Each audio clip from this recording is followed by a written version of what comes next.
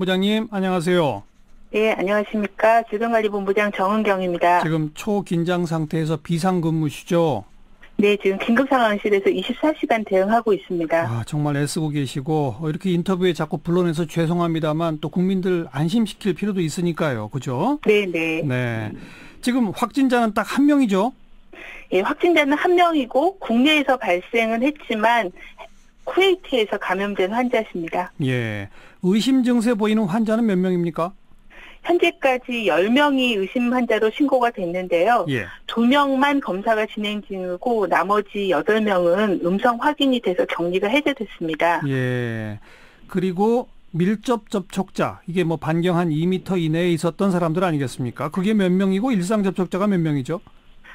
오늘 시점으로 밀접 접촉자는 21명이고요. 예. 일상 접촉자는 조금 줄어서 408명입니다. 예. 예, 밀접 접촉자는 모두 자택이나 격리시설에 격리돼서 예. 보건소에서 1대1로 계속 모니터링을 하고 있고요. 예. 일상 접촉자의 경우에도 보건소가 전담자를 지정을 해서 예. 일일 모니터링을 진행하고 있습니다. 예. 근데 어제 한 언론 보도에 의하면 그 밀접 접촉자 가운데 그 네네. 비행기에서 이 환자가 있던 비즈니스석을 담당했던 승무원 3명이 네네. 격리 조치되지 않고 인천 시내에 뭐 객실 1000객실 이상의 대형 호텔에 그냥 투숙했었다. 네네. 뒤늦게 격리 조치됐다라는 보도가 있었는데 맞습니까? 그거는 좀 사실과 다르고요. 예. 이분이 이제 확진된 이후에 저희가 접촉자 조사를 해서 이 승무원들이 밀접 접촉자라는 거를 통보를 했고요. 예.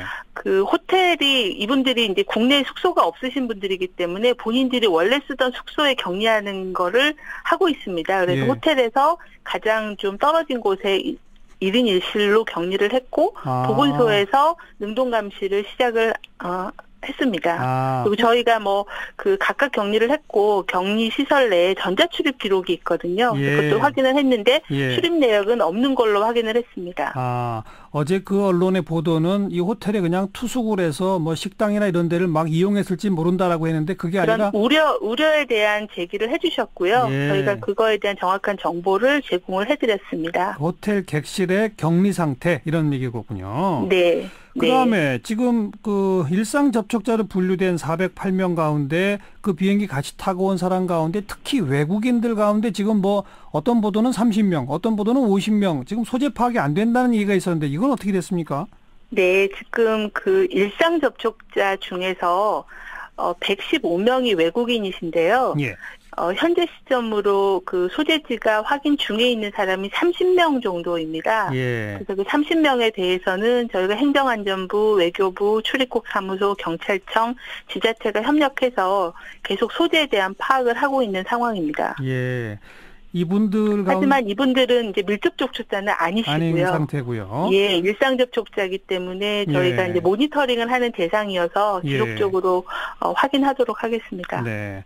또 무엇보다 중요한 게 그 확진된 환자가 인천공항 도착했을 때의 몸 상태인데 네네. 열이 많거나 기침을 하거나 이랬을 때 사실 그 바이러스가 많이 밖으로 유포되는 거 아니겠습니까? 네, 맞습니다. 근데 기침하실 때 비말, 침을 통해서 바이러스가 나가게 그렇죠. 되기 때문에 저희가 그 조사를 쭉 해봤더니 이분은 기침 증상이 그 삼성의료원 도착할 때까지도 없으셨다라고 확인을 해서 기침으로 인한 전파의 우려는 굉장히 낮다라고 보고 있습니다. 그건 그나마 좀 다행인 것 같은데요. 네네. 지금 서울대병원에 있는 그 환자는 상태가 지금 호전됐습니까? 심화되고 있습니까?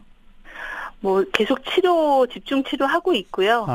서울대병원에서 면밀하게 진료를 시행하고 있습니다. 네. 계속 지금 일반 시민들의 그 입에 오르내리는 게 자기 부인에게 마중 나오라고 하면서 마스크 쓰고 나오라고 했다. 그 다음에 병원으로 옮기는데 부인이 가져온 그 부인 차를 탄 게 아니라 택시를 탔다. 이게 좀 석연치 않다. 이런 대목 우리 본부장님은 어떻게 해석하세요? 저희가 그 부분에 대해서 환자 가족분하고 이렇게 인터뷰 조사를 했는데요. 그 부인께서 하시는 말씀은 그 마스크를 쓰고 간 거는 이 환자분의 친구분이 삼성의료원의 의사세요. 그래서 그 의사분께서 일반적으로 중동에서 들어오는 사람들은 메르스로 검역해서 이렇게 할 수가 있기 때문에 마스크를 쓰고 체온계 같은 걸 준비해서 가는 게 좋겠다라고 조언을 해주셨고 그 조언에 따라서 본인이 마스크를 쓰고 갔다라고 설명을 하셨고요. 그다음에 왜 그러면 차를 같이 이동 안 하셨냐 그랬더니 그 환자분께서 리무진을 예약하신 걸 모르셨대요. 그리고 차를 가져갔고 환자분이 굉장히 탈수도 좀 되고 이렇게 기력이 없으셔서 차에 이제 누워서 가시겠다라고 해서 이렇게 그 리무진 택시를 부르신 거고요. 그래서 환자분은 그걸로 이동하셨고 본인은 그 가져간 차를 가지고 와야 되기 때문에 자기 차로 병원으로 이동을 했다라고 설명을 하셨습니다. 아무튼 좀 의문점이 있어요. 그 대목은 그죠? 지금까지는 이제 본인이 그 쿠웨이트에서 귀국하기 전에 그 삼성 서울병원에 계신 의사분하고도 통화를 해서 의사분이 충분히 메르스 증상이 있는지 이런 것들을 좀 확인을 하셨고 검역 단계에서 좀 협조를 해라 이렇게도 조언을 주셨다는 얘기를 들어서 그 부분에 대해서는 좀 더 추가적인 확인을 해야 되는데 지금은 고의적으로 숨겼다라고 보고 있지는 않습니다. 그리고 그 이용한 택시 말이죠. 네네. 처음에 그 택시 그 운전기사분은 그 손님을 태워준 이후에 손님을 안 받았다고 말했다면서요? 근데 알고 보니 23건이나 뭐 결제 정보가 있다면서요? 네네. 저희가 이제 그 처음에 인터뷰할 때는 그렇게 답변을 하셨는데 회사하고 다시 확인을 해서 23번 정도의 탑승이 있었다라고 확인을 했고요. 탑승자에 대한 정보를 확인하고 있습니다. 그런데 이제 그 택시의 경우에는 그 환자분하고 같이 탑승한 건 아니기 때문에 후에 탑승하신 분들은 그 위험이 그렇게 크지 않다. 기사분이 위험이 있으신 거기 때문에 크지 않다라고 그 기사분은 보고 있고요. 밀접 접촉자죠. 일단 격리 대상인 거고. 네, 밀접 접촉자로 이미 격리되어 있으십니다. 근데 이제 그 환자분이 내리고 그 다음에 타신 분들이 얼마나 위험하냐에 대해서는 확진 환자랑 같이 탄 게 아니었고 공간을 같이 공유한 게 아니었고 혹시나 환자가 기침을 했으면 뭐 이런 침이나 이런 게 오염이 됐을 수 있는데 그럴 가능성은 높지는 않아서 일단 명단을 파악해서 접촉자로 분류해서 관리할 예정입니다. 그 택시 기사분은 왜 처음에는 승객 안 받았다고 했을까요? 그 부분은 좀 나중에 확인을 좀 더 해보겠습니다. 아마 이제 처음에 그렇게 격리당하고 이렇게 되면 본인이 좀 불안하실 수 있고요. 그 부분은 좀 나중에 한번 확인을 해보고자 합니다. 그래야죠. 그다음에 그 삼성 서울병원에서 서울대병원으로 옮겨갈 때 애초에는 음압 구급차를 이용해서 옮겼다라고 질병관리본부가 밝히셨는데 KBS가 취재한 결과 음압 구급차가 아니라 일반 구급차라는데 이건 어떻게 된 겁니까? 그 부분은 저희가 그 환자 확진하고 한 3-4시간 만에 브리핑을 하면서 보건소에서 이제 조사한 게 음압 구급차라고 표현을 하셨는데 그 표현이 좀 잘못됐고요. 저희가 이제 다시 확인을 했는데 저희 매뉴얼 지침에 의하면 환자하고 운전자하고 이렇게 격벽으로 분리된 구급차면 되고요. 그다음에 이송하시는 분이 개인 보호구를 다 착용하는 걸로 지침이 되어 있습니다. 음압 구급차가 아니라 일반 구급차도 격벽이 있으면 되고 개인 보호구를 착용하면 되기 때문에 그래서 운송하실 때는 그 지침을 준수하셔서 운송은 하셨습니다. 근데 표현이 그 음압 구급차라고 표현이 된 부분은 저희가 좀 다시 정보를 바로 잡아야 됩니다. 음압 구급차라고 표현하신 건 잘못 표현한 그 거고. 부분은 잘못 표현한 겁니다. 초기에 좀 신속하게 말씀드리면서 좀 일부의 오류가 있었던 점은 사과드리고요. 그리고 더 정확하게 정보를 확인하도록 하겠습니다. 일반 구급차인데 운전석과는 격리되어 있었고 그다음에 개인 보호구를 다 착용하셨다. 이송료는 개인 보호구 즉 규정에 어긋남이 없었다 이 말씀이군요. 지침에 어긋남은 없었다. 근데 표현을 저희가 음압구급차라고 표현한 부분이 좀 오류가 있었다라는 겁니다. 또 거듭 그 최초 확진자 그분의 그 진술에 대한 문제인데, 이 검역 당국하고 이야기할 때 자기가 쿠웨이트에서 병원 갔다 온 이야기 같은 걸 안 했었다던데 그건 확인됐나요?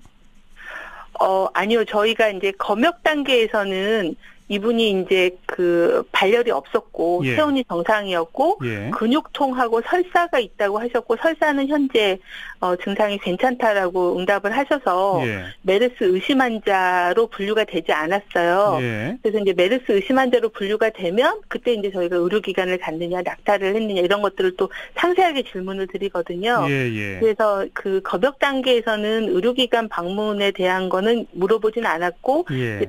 그 약물을 혹시 드셨느냐라고는 물어봤는데 예. 그거에 대해서는 드시지 않았다라고 대답은 하셨습니다. 그리고 이제 역학조사 할 때는 이제 현지에서 의료기관 가신 사실을 다 얘기를 해주셨죠. 아, 나중에는? 네. 쿠웨이트가 지금 뭐 메르스가 그렇게 많이 발생하는 곳이 아니라면서요? 네, 쿠웨이트가 현재까지 메르스 환자가 5명이 발생을 했고요. 예.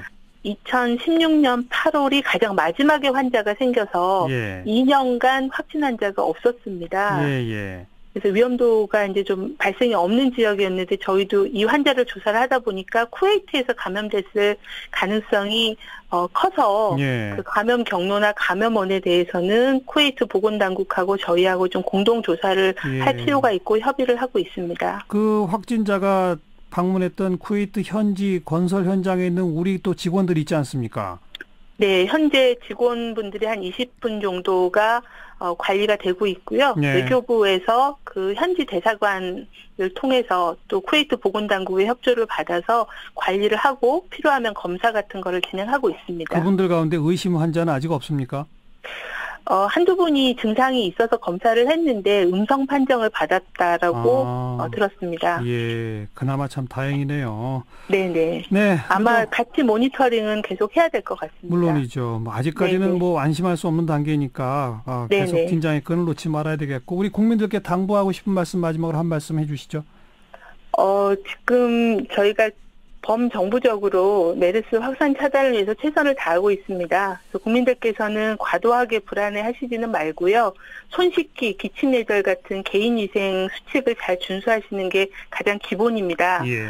그리고 제일 중요한 거는 접촉자로 통보받으신 분들께서는 보건당국의 안내를 잘 지켜주시는 게 제일 중요하겠습니다. 그렇죠. 특히 의심 증상이 생기면은 병원으로 바로 가시면 병원에서 또 감염이 확산될 수 있기 때문에 맞아요. 병원에 바로 가시지 말고 반드시 1339 콜센터나 아니면 보건소로 즉시 신고를 해주시면 예. 저희가 계신 곳에 가서 적절한 조치를 해드린다는 거를 꼭 당부드리고 싶습니다. 계속 애써주시기 바랍니다. 고맙습니다. 네, 감사합니다. 정은경 질병관리본부장이었습니다.